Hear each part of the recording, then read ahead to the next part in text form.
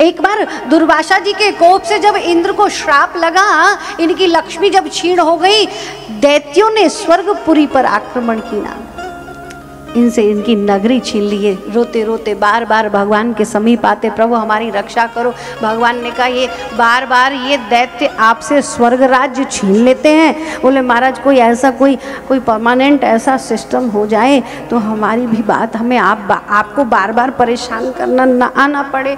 अब ठाकुर जी ने कहा क्या करें, वो तो तभी हो सकता है, ये दैत्य बड़े बलशाली हैं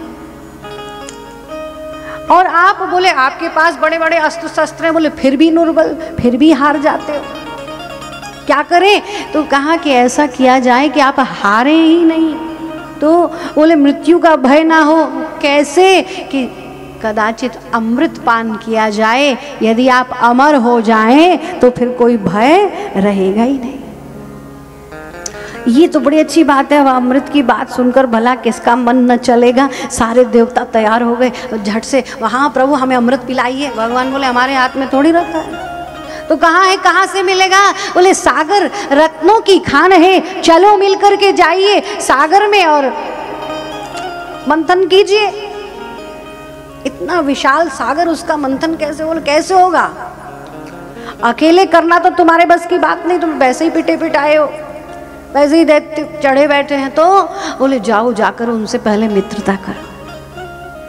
अरे प्रभु वो हमारे शत्रु, वो हमसे मित्रता करेंगे। भगवान ने एक राजनीति भी पढ़ा दी, everything fair love and war.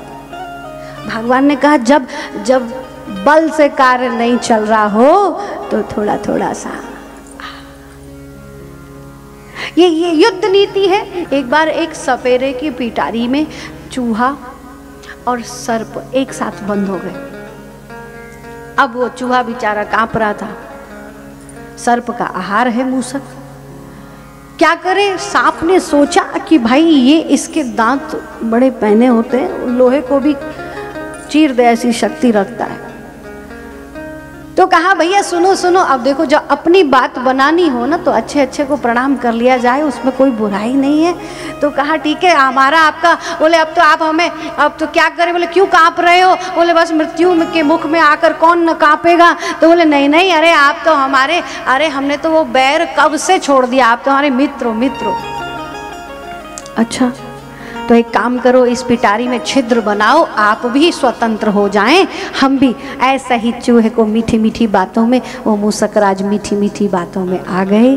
थोड़ा सा छिद्र बनाया, सर्पराज ने देखा हमारे निकलने का मार्ग बन गया है। सर्पराज तो झट से उस छिद्र से बाहर निकल गए। मूसक बड़ा उछलने लगा, भैया प्राण रक्षा हो गई, आई हुई मृत्यु को हमने टाल दिया। पर ये न पता था, बाहर ही फन फैलाए बैठा है बेटा, अब तू बाहर आ, अब मैं तेरा। हाँ वो कहते कि तूफान से आने से पहले की जो शांति होती है ना, ऐसे ही चूहा बड़ा जैसे ही छिद्र और बड़ा करे, जो चूहे महाराज बाहर आए, सर्पराज ने अपना काम।